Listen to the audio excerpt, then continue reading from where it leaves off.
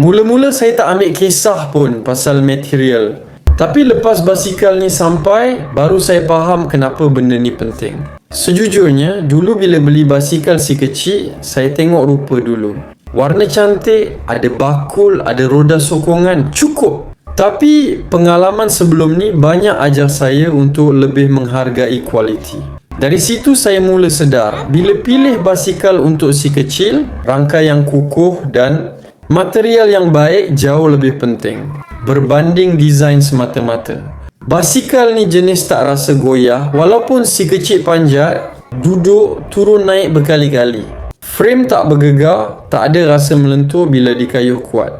Carbon steel ni kelebihan dia seimbang antara kuat dan berat. Tak terlalu berat sampai susah angkat, tapi cukup padu untuk tahan hentakan, lubang kecil atas jalan atau bila si kecil brek mengejut. Sebelum basikal tayar 14 inci ni diserahkan kepada si kecil, pertama sekali perlu angkat dan perhati rangka dia.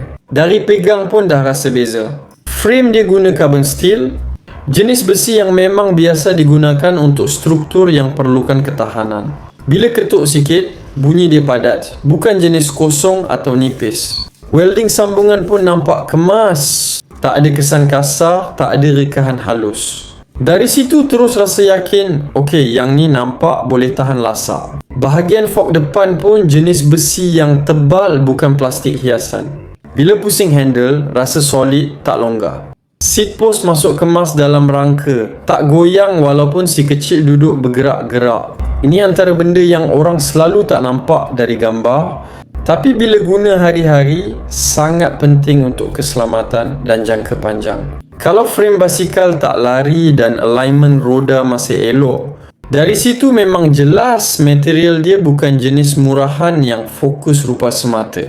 Rantai pula dilindungi safety cover yang tebal. Selain jaga keselamatan, ia juga lindungi komponen besi dari cepat kotor dan berkarat. Bila basikal jarang kena lumpur atau pasir terus, jangka hayat material memang jadi lebih panjang. Dalam cuaca Malaysia yang panas dan lembap, benda ni sangat membantu untuk elak besi cepat rosak. Lepas beberapa minggu guna, satu benda yang saya perasan, bunyi basikal ni masih senyap. Tak ada bunyi rangka berkeriuk, tak ada bunyi besi gesel.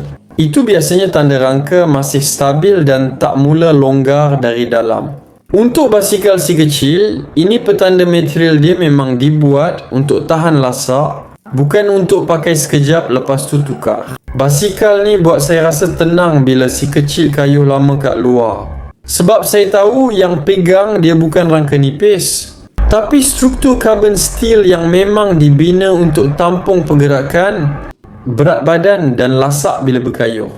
Ia bukan sekadar basikal untuk bergambar, tapi basikal yang betul-betul boleh dipakai. Kalau kau jenis yang bukan sekadar nak basikal cantik, tapi nak basikal yang rangka dia padu, sambungan dia kemas dan material dia boleh tahan lama, G-Deal 14 inci ni memang berbaloi untuk dipertimbangkan. Segeralah check out sekarang.